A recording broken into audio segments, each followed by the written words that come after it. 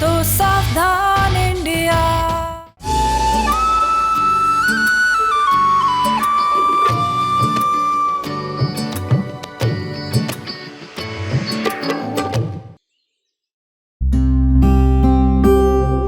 अरे अरे दीदी, शीशे पे रहम करो रहम, कितनी सुंदर लग रही हो।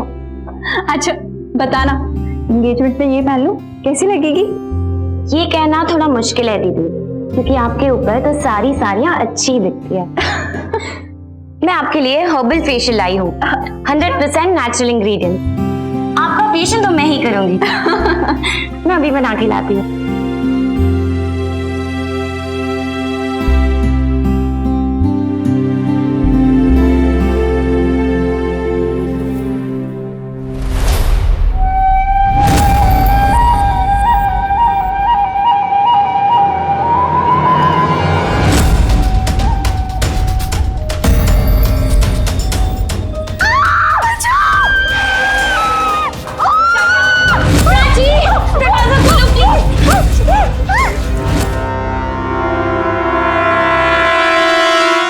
मैंने जो खोया है वो कैसे वापस आएगा पापा? दोनों बहनें बेहद खुश लग रही थी। निशा अपनी सगाई की तैयारियों में जुटी थी, लेकिन कुछ ही पल लगे एक परिवार की पूरी जिंदगी उलट-पुलट होने में। बुरे सपने भी इतने बुरे नहीं होते जैसा कि इस परिवार के साथ हुआ। शादी के कुछ दिन पहले ही घर से नकदी और जेवर तो चोरी हुए ही, होने वाली दुल्हन निशा के साथ भी कुछ ऐसा हुआ जिससे पूरा परिवार सहम गया। अब यहां सवाल यह है कि क्या यह महज एक चोरी की वारदात थी या फिर कोई बड़ी साजिश?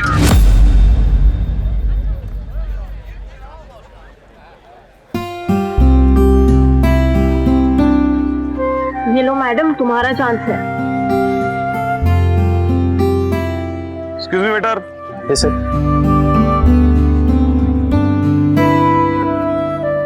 बिल। Yes sir.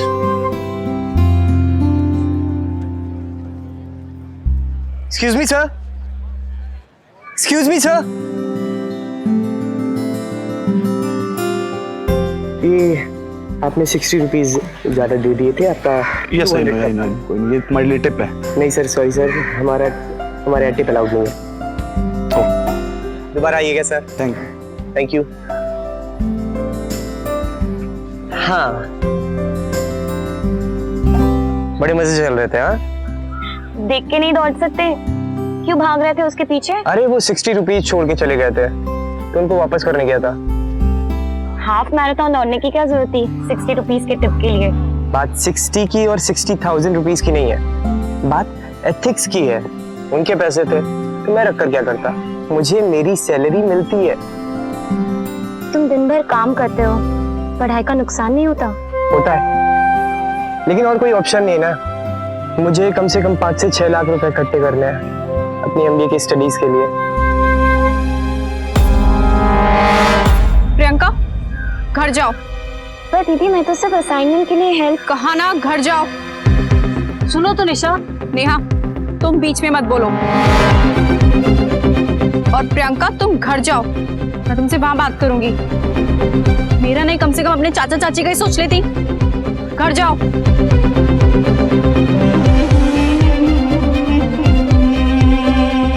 और तुम मेरी बहन से दूर रहो। अरे पर मैं कहा ना, मेरी बहन से दूर रहो, उसके आसपास भी मत भटकना, समझे?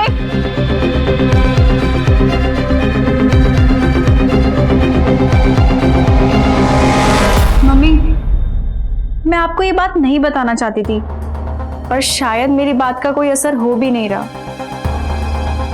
और मैं नहीं चाहती कि मेरी छोटी बहन गलत संगत में पड़े। पर दीदी, मैं तो सिर्फ अपनी पढ़ाई की हेल्प के लिए गई थी। ट्रस्ट मी दीदी, नरेश बहुत अच्छा स्टूडेंट है और बहुत रिस्पॉन्सिबल भी है। कॉलेज के बाद जॉब करता है, अपनी पढ़ाई का खर्चा खुद उठाता है। देख प्रियंका, मैं चाहती तो अपनी नजर फेर सकती थी, लेकिन तुम मेरी छोटी बहन हो और मैं नहीं चाहती कि मेरी बहन गलत संगत में पड़े। तो मेरी बात मान, नरेश अच्छा लड़का नहीं है, मैं जानती हूँ उसने बहुत सी लड़कियों की जिंदगी बर्बाद की है। प्रियंका बेटा, जब भैया भाभी का देहांत हुआ तब तुम 8 साल की थी। बहुत छोटी थी तुम जब इस घर में आई थी। और भगवान जानता है कि हमने तुम में और निशा में कभी कोई फर्क नहीं समझा। कल को तुम्हारे साथ कुछ भी ऊंच नीच हो जाएगा तो जानती हो लोग क्या कहेंगे? वो ये कहेंगे कि क्योंकि प्रियंका हमारी अपनी बेटी नहीं थी इसलिए हमने उसके साथ कुछ भी होने दिया। प्रियंका बेटा, वादा करो कि तुम आज के बाद उस लड़के से कभी नहीं मिलोगी। ठीक है चाची, अगर आप लोग नहीं चाहते तो मैं उससे कभी नहीं मिलूंगी, उससे कभी बात भी नहीं करूंगी। वैसे भी हम दोनों तुम दोनों से यही बात करना चाहते थे कि इन सब मामलों में तुम लोग और भी ज्यादा ध्यान दो अपना। तुम दोनों के लिए रिश्ते आ रहे हैं और निशा के लिए तो कल एक लड़का आने वाला है देखने के लिए, शाम को 4 बजे।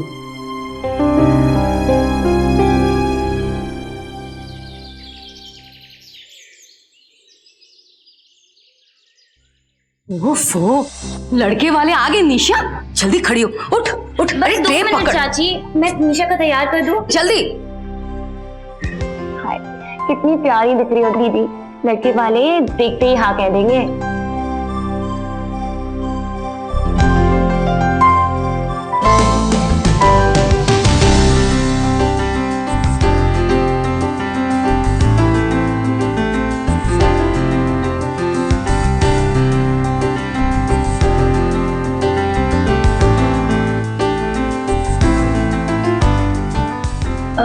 ये लीजिए ना।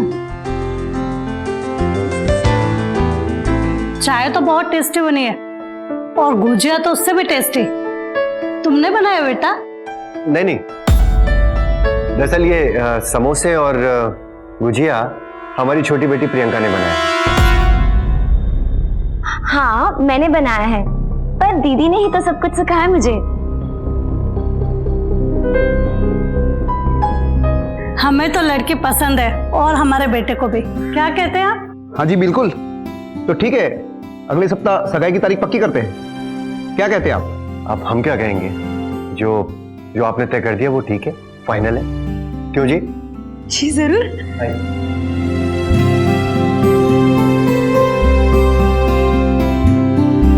मैंने कहा था लड़का देखते ही हाँ कर देगा। बहुत लकी है हम, जो इतना अच्छा घराना मिला है निशा को। इसके हाथ पीले होते ही वो आईटी वाला लड़का था ना, उसको प्रियंका के लिए फाइनल कर देते हैं। वो लोग भी सभ्य हैं और प्रियंका उनको पसंद भी है। भगवान करे ये रिश्ता भी हो जाए तो अच्छा होगा। अच्छे दिन तो ठीक है, वो घुटने के दर्द के लिए तुम्हारा डॉक्टर के साथ में अपॉइंटमेंट है। आओ आओ चलो।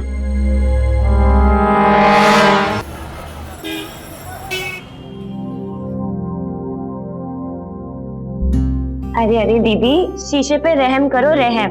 कितनी सुंदर लग रही हो। अच्छा बताना, एंगेजमेंट पे ये पहन लूं कैसी लगेगी?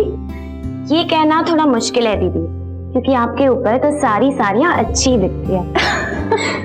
मैं आपके लिए हर्बल फेशियल लाई हूँ, 100% नेचुरल इंग्रेडिएंट। आपका फेशियल तो मैं ही करूंगी। मैं अभी बना के लाती हूँ।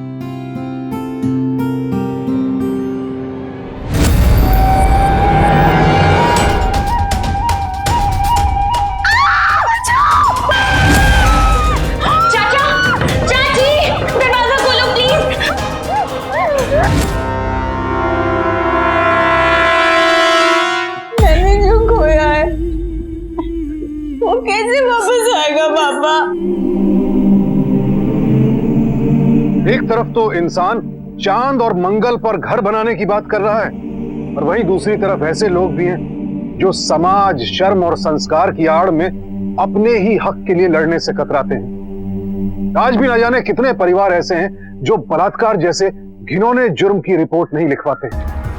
और आपको जानकर हैरानी होगी कि बलात्कार के कुल जितने मामले दर्ज किए जाते हैं उनमें 95% केसेस में आरोपी पीड़िता का कोई जानने वाला ही होता है। दुर्भाग्य से आज भी हमारे समाज के कुछ हिस्सों में मुजरिम से ज्यादा बड़ा दाग उस पर लगता है जिसके साथ जुर्म हुआ है, और शायद इसीलिए लोग अपराधी को सजा दिलवाने के बजाय इस अपराध को छिपाने की, उसे भूलने की कोशिश करते हैं। निशा भी समाज की इस मानसिकता से अच्छी तरह वाकिफ थी, और यही मानसिकता ऐसे अपराधियों का हौसला और बढ़ाती है। तो क्या निशा भी किसी अपने की घिनौनी मानसिकता का शिकार हुई, या फिर यहां मामला कुछ और है? निशा,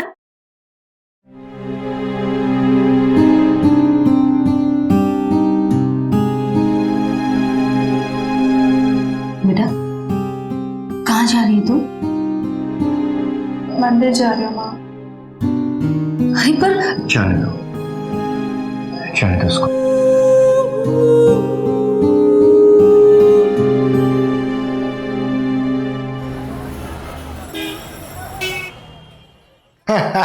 क्या बात है जाने मन।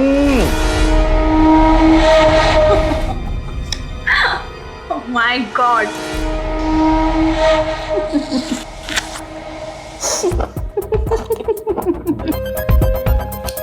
तुम्हें पता है मेरी ना हंसी नहीं रुक रही ना। तुम ना खामखा घबरा रहे थे कि पुलिस आ जाएगी, पकड़े जाएंगे। मैंने कहा था ना, मैं उन्हें पुलिस तक पहुंचने नहीं दूंगी। ना कोई पुलिस, ना कोई इन्वेस्टिगेशन। एक से एक शातिर दिमाग देखें, लेकिन तेरे दिमाग को दाग देनी पड़ेगी।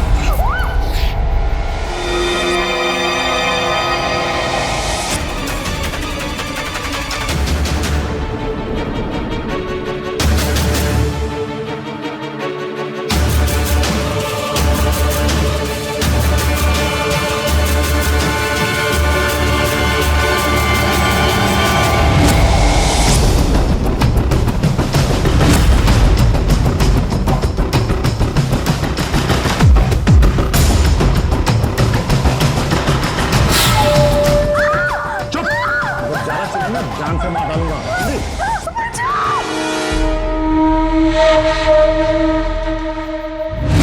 चलो तुम्हारी प्लानिंग भी ठीक थी, अब तो जानो पैसे भी आ गए हैं। मुझे अभी भी क्यों लगता है कि तुम्हें सीधे सीधे अपनी मम्मी डैडी से बात कर लेनी चाहिए थी। क्या कह के मनाती उन्हें कि मम्मी पापा, मेरा ना एक मैरिड आदमी से चक्कर चल रहा है जो कि मुझसे 10 साल बड़ा है, जो अपनी वाइफ से अभी तक डिवोर्स भी नहीं ले पाया। यार कैसे छोड़ दूं उसे? तुम्हें तो पता है दुकान उसके नाम पे है, और जो थोड़ा बहुत वो खर्चा देती है बड़ी मुश्किल से उसमें मेरा सिगरेट और दारू का खर्चा निकलता है। मैं ना तुम्हारी क्वालिफिकेशन में ना एक वो गाल वर्ड लिखना ना भूल गई थी। ये पैसे लो और ये हार बेचो और एक दूसरे शहर में ना दुकान खरीदो हम दोनों के नाम से। तुम्हें पता है भरोसा बहुत बुरी चीज होती है। अब मेरे मम्मी पापा को ही देख लो, कितना भरोसा करते थे ना मुझ पर। क्या मिला बेचारों को? आज भी उनसे झूठ बोलकर आई हूँ कि मम्मी मैं ना मंदिर जा रही हूँ, थोड़ी सी शांति तो मिलेगी ना मेरे दिल को। शांति शांति नहीं, अब मैं क्रांति करूंगी। क्रांति। यार तुमसे तो अभी डर लगने लगा है मुझे, तुम बहुत खतरनाक हो। चलो ठीक है, अब बताओ आगे क्या करना है?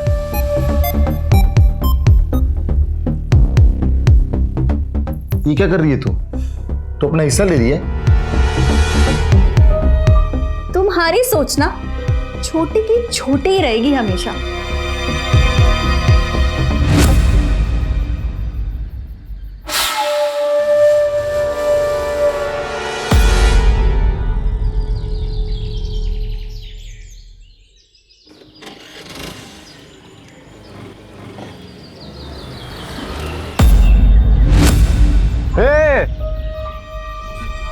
अरे भाई हमने कहा आपकी गाड़ी आई, मुझे जाना है भाई। ज्यादा होशियार बन रहे हो।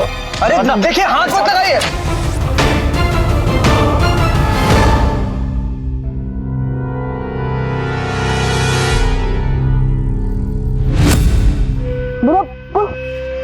से मिलेगा साले।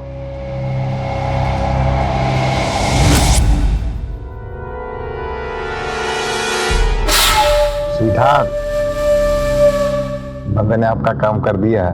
मैं 1 घंटे में पहुंच रही हूँ। मैं इंतजार कर रहा हूँ।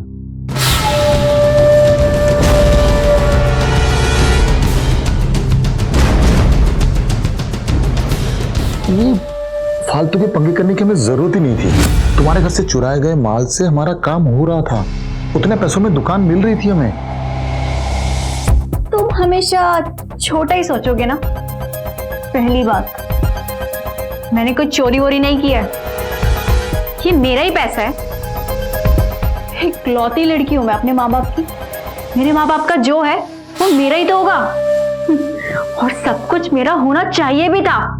जब से वो मनोज प्रियंका मेरे घर में आ गई ना, तब से उससे हर चीज बांटनी पड़ती है मुझे। मेरे माँ बाप का प्यार, मेरे खिलौने, हर चीज। निशा, आजा आजा आजा आजा मेरा बच्चा, आजा आजा आजा। Good girl. देखो हमारे घर पे कौन आया है। ये है प्रियंका, तुम्हारी छोटी बहन। और प्रियंका, ये है निशा, तुम्हारी बड़ी बहन। शेक है, हाथ मिलाओ, हाथ मिलाओ। ये अबे ये क्या बेड इतना गंदा।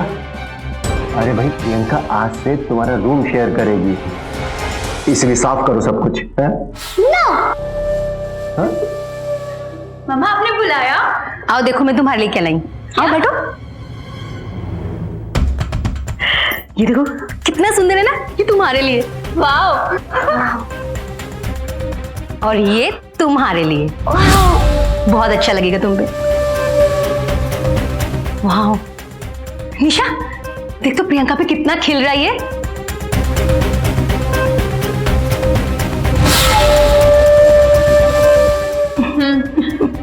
इस पे तो हर चीज अच्छी लगती है। बहुत प्यारा लग रहा है। अरे अगर अनाथ है तो अनाथ आश्रम में छोड़कर आओ ना उसे। घर पे क्यों ले आए? मेरी पढ़ाई के लिए किसी ने नहीं सोचा। सारा खर्चा उसकी पढ़ाई में किया गया। अब निशा की शादी में सोच समझकर खर्चा करना पड़ेगा। क्यों? क्योंकि प्रियंका की भी तो शादी करनी है ना। अरे लगती क्या है वो तुम्हारी? हाँ? जो अपनी बेटी का हक मार रहे हो। अगर घी सीधी उंगली से नहीं निकलता है ना, तो कोई बात नहीं, मैं अपनी उंगली टेढ़ी कर लेती हूँ। अब नहीं प्रियंका, बस।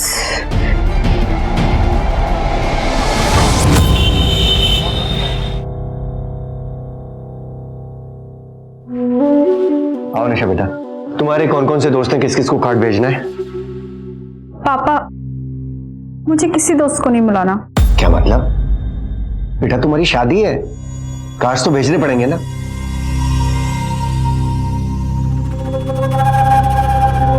चाचा, अभी दीदी इस कंडीशन में नहीं है, पर आप लोग फिक्र मत कीजिए। मैं दीदी की सारी सहेलियों को जानती हूँ। मैं पर्सनली जाके उन्हें इनवाइट कर लूंगी।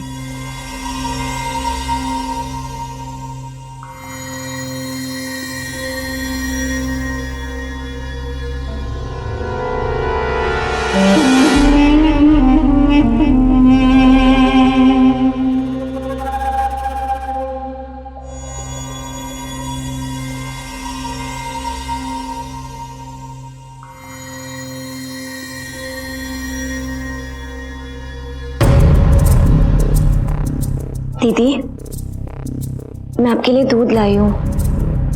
प्रियंका, मुझे भूख नहीं है। दीदी, थोड़ा सा पी लीजिए ना। आपने कल रात से कुछ नहीं खाया, प्लीज। मैं यहाँ रखती हूँ।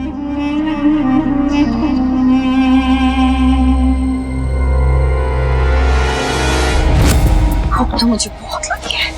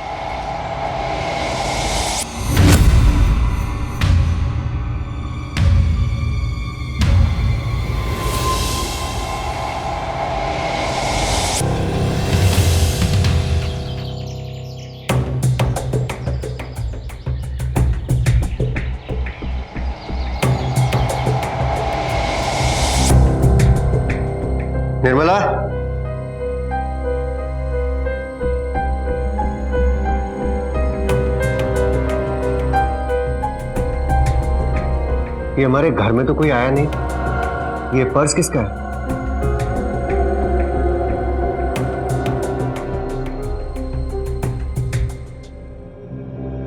पापा, ये तो नरेश का पर्स है। कौन नरेश? पापा, नरेश प्रियंका का बॉयफ्रेंड है, वही जिसे मैंने उससे मिलने से मना किया था। उस दिन जो भी आया था या पीछे से ही आया था,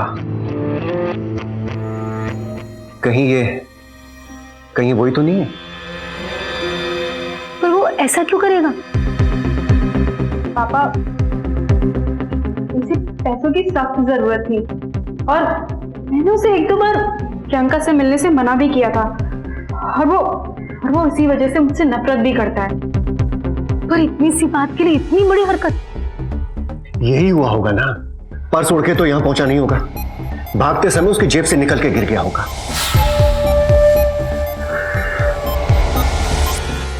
बेटा, तेरी इज्जत की वजह से, इस घर की इज्जत की वजह से हम पुलिस के पास नहीं जा सकते हैं, मजबूर हैं। पर तू चिंता मत करना, मैं उसे उसके किए की सजा दिला के रहूंगा।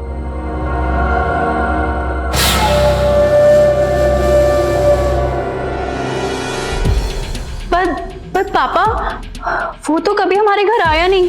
उसे कैसे पता कि आप उस दिन बैंक से जेवर और पैसे लाने वाले हो और आप लोग उसी दिन घर से बाहर जाने वाले हो? सच सच बताओ प्रियंका, उस दिन तुम कहीं उसे मिलने तो नहीं गई थी? नहीं चाची जी, मैंने उस दिन से उससे कभी बात नहीं की, ना मैं उससे मिली और ना ही उसके फोन कॉल्स का जवाब दिया। पापा, अब प्रियंका हमसे झूठ थोड़ी ना बोलेगी।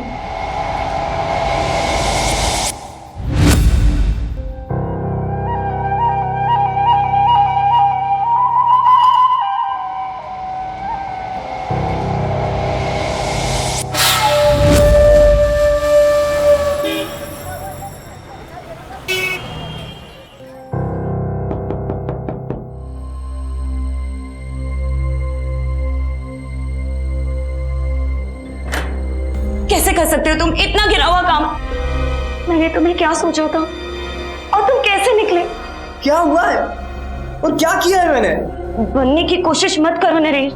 तुम्हारा पर्स मेरे घर के आंगन के वहां मिला था, कैसे पहुंचा वो वहां? मेरा पर्स तुम्हारे घर के आंगन में?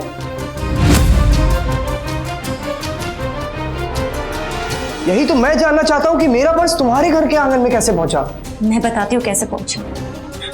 तब पहुंचा जब तुम मेरे घर में आके चोरी करके मेरी दीदी के साथ घिनौना काम करके वहां से भाग रहे थे। तब गिरा तुम्हारी जेब से। किसी को जानने में इतनी बड़ी गलती मैंने कभी नहीं की।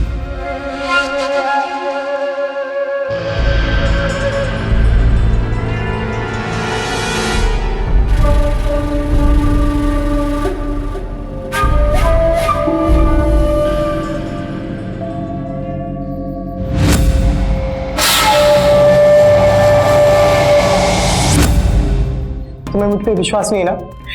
ठीक है, मत करो मुझ पर विश्वास, लेकिन बस एक बार बता दो ये कब हुआ? तुम्हें सब पता है क्योंकि तुम ही ने। हाँ, मुझे सब पता है, मैंने ही। बस एक बात बता दो, कब हुआ ये? 13 तारीख को। तो तुमको कब मिला मेरा पर्स? आज मतलब 16 तारीख। 15 तारीख को मेरा पर्स चोरी होता है, 16 तारीख को ये पर्स तुमको मिलता है, मतलब मुझे उस क्राइम में फंसाया जा रहा है जो 13 को हुआ। तुम झूठ बोल रहे हो नरेश। प्रियंका, मैंने पुलिस में FIR भी लिखाई है, मेरे पास FIR कॉपी भी है।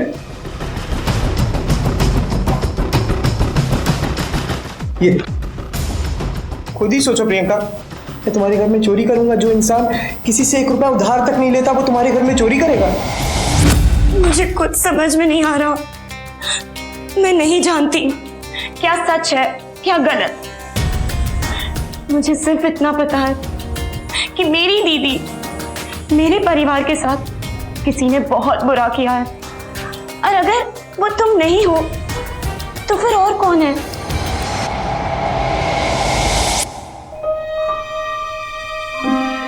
ओहो, प्रियंका भी ना कपड़े बराबर नहीं रख सकती ये लड़की।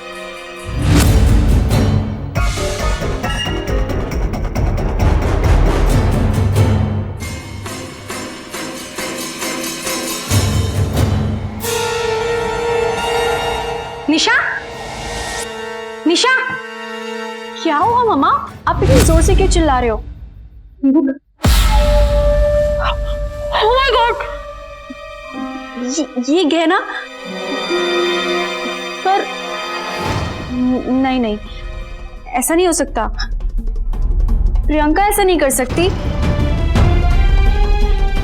अगर ये बात चोरी की है तो फिर ऐसा कौन कर सकता है? I mean, दीदी की तो किसी के साथ दुश्मनी नहीं थी। तुम्हें नहीं पता प्रियंका, निशा की संगत ठीक नहीं थी। और एक रघुबीर एक शादीशुदा आदमी है और निशा का उसके साथ बहुत मिलना जुलना है। रघुबीर? कौन रघुबीर? मैंने कभी उसका नाम नहीं सुना दीदी के मुंह से। इसलिए नहीं सुना क्योंकि वो नाम लेने लायक ही नहीं है। शादीशुदा है, उम्र में उससे बहुत बड़ा है, छोटा मोटा गुंडा है और अपनी बीवी के पैसों पे पलता है। क्या बताती वो तुमको? तुम्हें कैसे पता?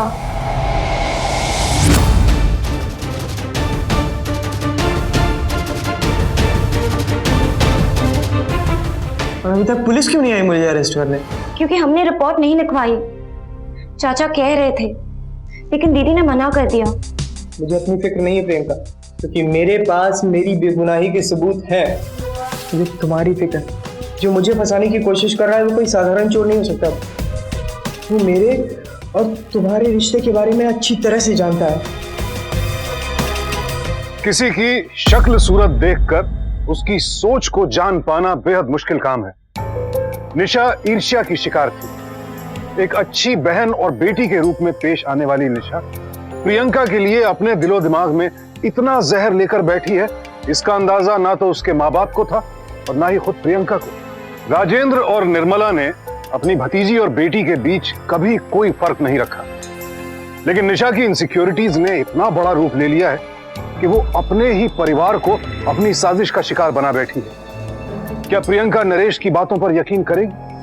और निशा की सच्चाई जानने के बाद वो क्या कदम उठाएगी? या फिर कहीं निशा खुद ही तो किसी षड्यंत्र की शिकार नहीं हो रही?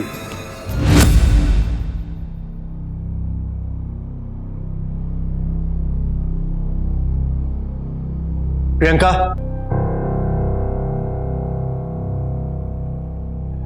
कहां से आ रही हो? जी वो मैं नरेश के पास गई थी। जिसने मेरी जिंदगी बर्बाद कर दी, उससे मिलने गई थी। दीदी प्लीज ऐसा मत कहो, नरेश निर्दोष है। हाँ, वो उसका पर्स हवा में उड़ के गिर गया ना, और ये चोरी हुए गहने हवा में उड़ के तेरी अलमारी में पहुंच गए ना, है ना?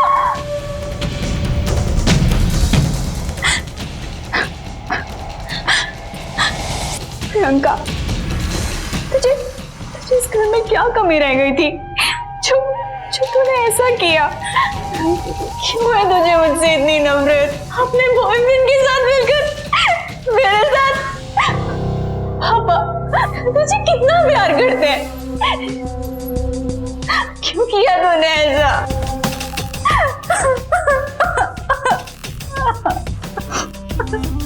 प्रियंका, एक लड़के के लिए तुमने प्यार देने वाले परिवार को बर्बाद कर दिया।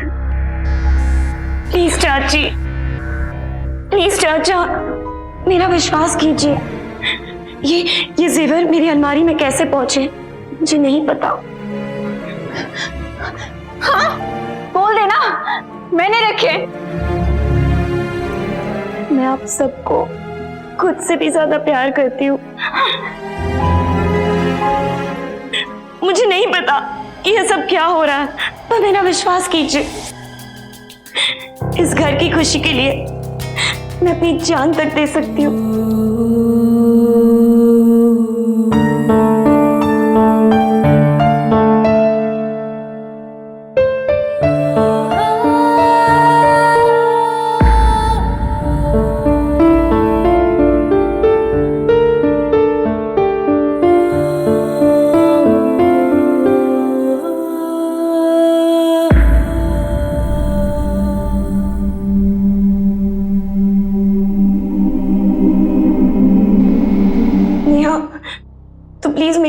जॉब ढूंढ ले, कोई भी जॉब चलेगा। इसके बारे में किसी से भी कहने की कोई जरूरत नहीं। मैं किसी को नहीं बताऊंगी।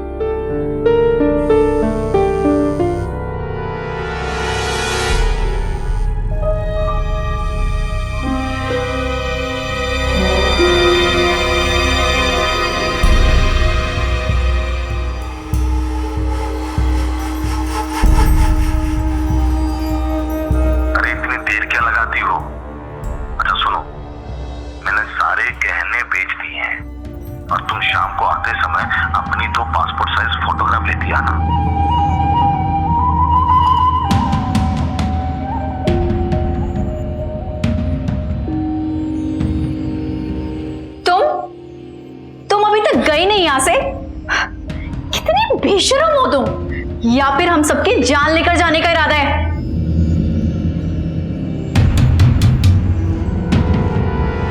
ये नेहा के नाम से दीदी ने किसका नंबर सेव किया है? हो ना हो इन सब के पीछे कहीं निशा दीदी खुद तो नहीं है?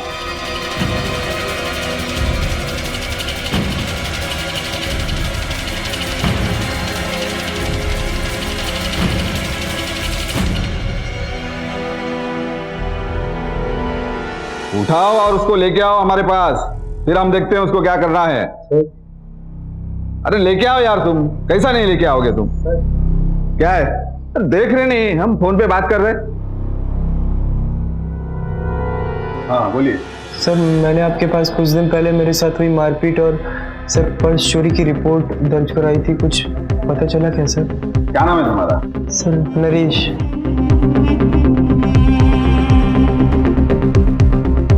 हाँ, तुम्हारा पर्स तो नहीं मिला, पर हमने उन लोगों को आइडेंटिफाई कर लिया है जिन्होंने तुम्हारे साथ मारपीट की। रमेश नगर के लड़के हैं। रमेश नगर मतलब रघुवीर का इलाका?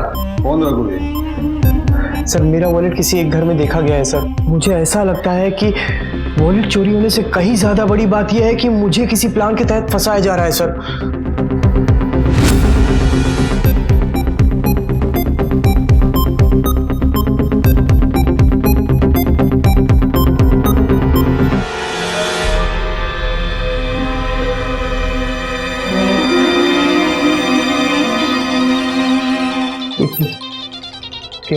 प्रियंका। हेलो नरेश। प्रियंका मैं पुलिस स्टेशन में हूँ। उस दिन जिन्होंने मेरा पर्स चुराया ना, मोस्ट प्रोबेबली वो रघुवीर के आदमी है। हाँ मुझे लगता है कि दीदी रघुवीर से ही मिलने जा रही है। मैं उनका पीछा करती हूँ। प्रियंका अपनी लोकेशन पे जो अभी। हाँ नरेश। मेरा शक सही था सर।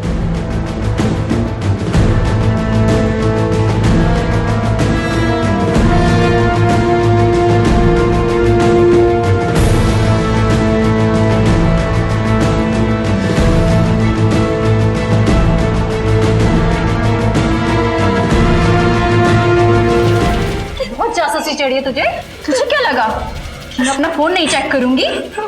रघुवीर की 4 मिनट की कॉल नहीं देखूंगी? मैंने देखा तुझे मेरे पीछे आते हुए।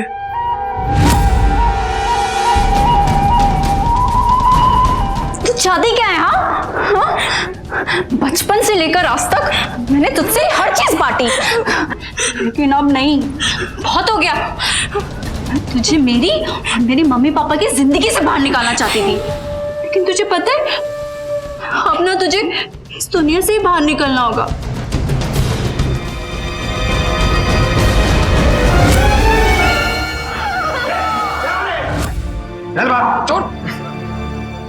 सब तेरी वजह से हुआ है। जब भी माता पिता बच्चों के प्रति अपने प्यार में संतुलन नहीं रख पाते हैं, किसी एक बच्चे की ओर ज्यादा ध्यान देते हैं, तो दूसरे बच्चों के मन में ईर्ष्या का भाव आना स्वाभाविक है। और यह ईर्ष्या कभी कभी खतरनाक रूप भी ले लेती है, जैसा कि इस केस में हुआ।